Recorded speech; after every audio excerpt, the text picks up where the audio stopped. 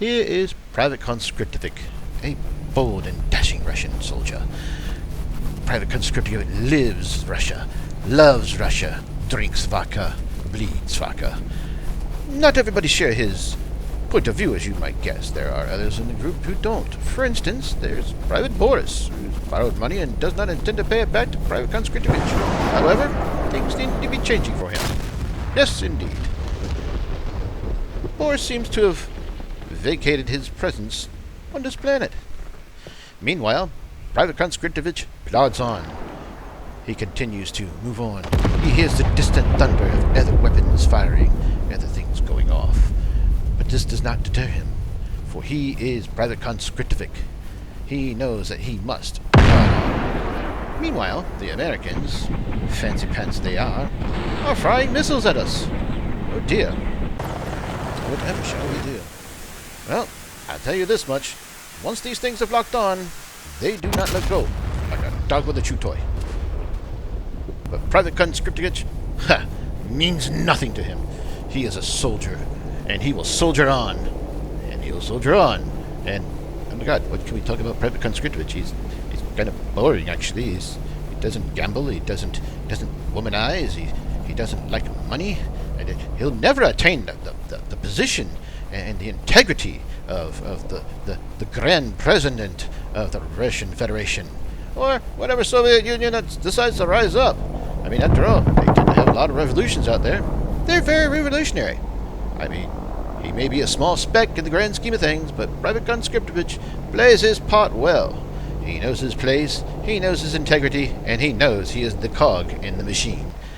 Albeit a little cog, running through a field, getting a little bit tired, perhaps. But he knows he must close in on that American helicopter, the one that has just destroyed the man who owed him money. By God, it was 20 rubles, and 20 rubles he'll get out of these Americans somehow. As he dashes into the town, we see him slowly spy a good spot for cover. We will not reveal his location to the Americans. They are too crafty and too cunning, and would likely shoot a missile up his kazoo. Yes, we will return to Conscriptovic momentarily. We see that he has found his hide.